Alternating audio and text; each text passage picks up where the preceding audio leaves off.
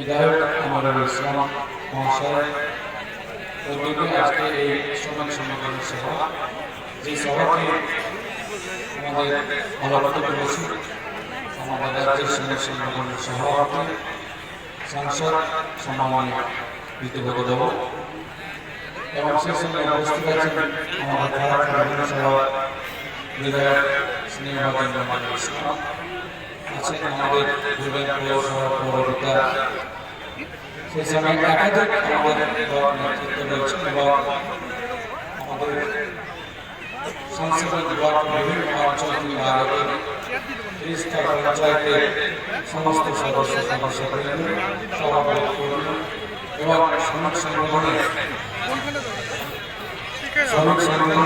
সমস্ত সদস্যবৃন্দ সকলকে আমি আমার আন্তরিক শুভেচ্ছা অভিনন্দন।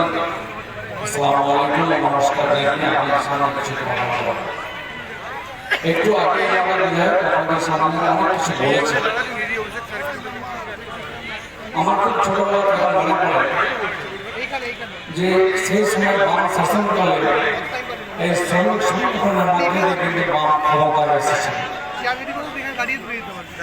শ্রমিক সংগঠন বা শ্রমিকের তার ন্যায্য পাওনা, শ্রমিকের অধিকারকে পাওয়ার যে জায়গাটা, এটাকে আমরা সুনিশ্চিত করতে পারি।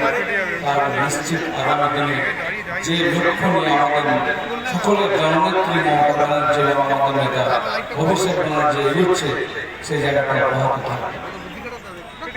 আপনারা সকলে জানেন বা দেখছেন কেন্দ্রের যে বিজেপি সরকার কিভাবে বাংলার প্রতি বঞ্চনা হচ্ছে। আপনারা ইতিমধ্যে দেখেছেন, জেনেছেন যে বাংলার মানুষের দাবি আদায়ের লক্ষ্যে আমাদের নেতা অভিষেক ব্যানার্জির নেতৃত্বে আমরা দিল্লিতে গিয়ে অবস্থান বিক্ষোভ করেছি, দিল্লিতে গিয়ে আমরা গ্রেপ্তার হয়েছি, দিল্লিতে গিয়ে দিল্লি পুলিশের কাছে মারও খেয়েছি।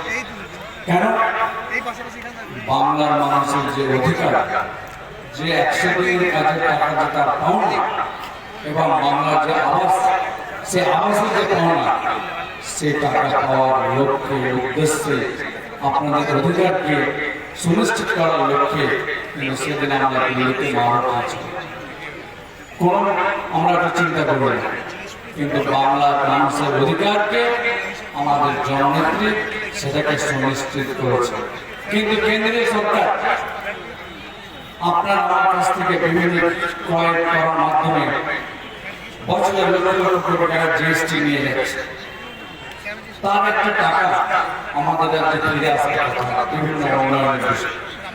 আজকে আপনাদের জানানো দরকার, আজকে সেই সমস্ত উন্নয়নের খাতে আমাদের বাংলা 1,71,000 কোটি টাকা রয়েছে, কেন্দ্রীয় সরকার দিচ্ছে না। 100 দিনের কাজটা হচ্ছে সেটাও বন্ধ করে রেখেছে। কিন্তু আমাদের সকলের জননেত্রী মানবিক আমাদের মুখ্যমন্ত্রী, তিনি মানুষের বাংলা তিনি 50 দিন কাজ যেন দিতে পারা যায় সেই লক্ষ্যে নিয়ে দিচ্ছে। আপনারা দেখেছেন এই কেন্দ্র যে সমস্ত প্রতিশ্রুতি দিয়ে এসেছিল 2014 সালে যে পার্টি মিথ্যা প্রতিশ্রুতি ছাড়া আর কিছু আমরা পাইনি। তেনারা বলেছিলেন সবকা সাথ সবকা বিশ্বাস, কিন্তু কোথায়? আজকে আরো অনেক কিছু যোগ করেছে। তার সঙ্গে বলেছিলেন 2 কোটি চাকরি দেবো বছর, কিন্তু চাকরিতে দিলেন না, উল্টো আরো যারা কাজ করছিল তারা কিন্তু বেকারে ডুবে যাচ্ছে। কিভাবে? যেগুলো রাষ্ট্রায়ত্ত শিল্প, যেগুলো গভর্নমেন্ট অফ ইন্ডিয়ার যেগুলো ইন্ডাস্ট্রি যেগুলো ছিল, সেগুলো ক্রমশ বিক্রি হচ্ছে এবং যে সমস্ত বেসরকারি কোম্পানিরা যারা কিনছেন তারা বেশি লাভের উদ্দেশ্যে কিন্তু শ্রমিক ছাঁটা যাচ্ছে। আমাদের রাজ্য সভাপতি তিনি আছেন, তিনি আরো বিস্তারিতভাবে তিনি আপনাদের সামনে তুলে ধরতে পারবেন। কাজ দিলে না, আরো ছাঁটাইয়ের মাধ্যমে আরো বেকারের সঙ্গে বাড়ছে। আজকে বিভিন্নভাবে বাংলাকে বঞ্চনা করে রাখা হচ্ছে। যে বঞ্চনা আপনারা দেখছেন বা শুনতে পাচ্ছেন, এইদিকে এই যে 18 লোকসভা আসার পরে আপনারা শুনছেন ওয়াকফ বিল সংশোধনের বিল আছে। ওয়াকফ প্রপার্টি সত্য হচ্ছে মুসলিমদের উন্নয়ন সাধনের জন্য, সেখানে কিন্তু হস্তক্ষেপ করছে। আমাদের রক্ত থাকতে কিন্তু আমরা এটা হতে দেব না, এটা সকলকে মনে রাখতে হবে, এটা হতে দেব না, এটা মানব না। ঠিক তেমনটা আমাদের দেশে এক নায়কতন্ত্র চালু করার উদ্দেশ্যে এই যে ভোট বা যেটা করতে চাইছে, যেটার জন্য আবারও এই বিলটাকে ডেফিসিটে পাঠানো হয়েছে, সেটাও এটাও মানুষের যে অধিকারকে খর্ব করার জন্য, তার অধিকারকে পিছিয়ে রাখার জন্য এবং এক নায়কতন্ত্র চালু করার জন্য এগুলো করতে চাইছে। কিন্তু সেটার ক্ষেত্রে সকলকে ঐক্যবদ্ধ থাকতে হবে যে আমরা এটা হতে দেব না। আরো একটা জায়গায় যে উদ্দেশ্যে আজকের এই সভা, সে বিষয়ে আপনাদেরকে বলি। আমাদের এই প্রতিটি বাড়িতে বিড়ি তৈরি হয়। আপনাদের আশীর্বাদের ফলে জঙ্গিপুর লোকসভাবাসী আমাকে সাংসদ করেছে, সেই সুবাদে বিভিন্ন এলাকায় আমাকে যেতেই হয়। তো যেখানে আমার আপনারা বিড়ি তৈরি করে আমি ওখানে বসে আমি জানতে চাই যে কত মজুরি পাচ্ছেন, কার কি হয়েছে। অনেক জায়গায় দেখতে পাই মজুরির সংখ্যাটা অনেকটা এগ্রি রয়েছে যে চুক্তি থেকে কম পাওয়া পাচ্ছে, বা প্রভিডেন্ট ফান্ড সেটাও কিন্তু পাচ্ছে। আপনাদের অধিকার আপনাকে নিতে হবে, এটা আপনার অধিকার যে এগ্রি রয়েছে, যে চুক্তি মতো যে মজুরি সেটা আপনাকে নিতে হবে। 202 টাকা মজুরি হয়েছে, সে মজুরিটা আপনাদেরকে নিতে হবে। শ্রমিক সংগঠনে যারা অঞ্চল ব্লক যারা নেতৃত্বে রয়েছেন, তাদের প্রতি আমার অনুরোধ যে আপনারা প্রতিটি পাড়ায় আপনারা খোঁজ নেবেন কে কি মজুরি দিচ্ছে, কে কম দিচ্ছে, কার পিএফ নেই। যার পিএফ নেই তার পিএফ করাতে হবে। আপনাদেরকে জানিয়ে রাখি পিএফ এর কি সুবিধা। কাউকে কোনো শ্রমিকের যদি এক কিস্তি একটা ইনস্টলমেন্ট যদি জমা হয়ে থাকে, আর আল্লাহ না করে যে এরকম কোনো অঘটন হয়, কিন্তু যদি ওই পরিবারে সেই মেম্বারের যদি অঘটন ঘটে যায়, তাহলে তার পরিবারের পেনশন চালু হবে।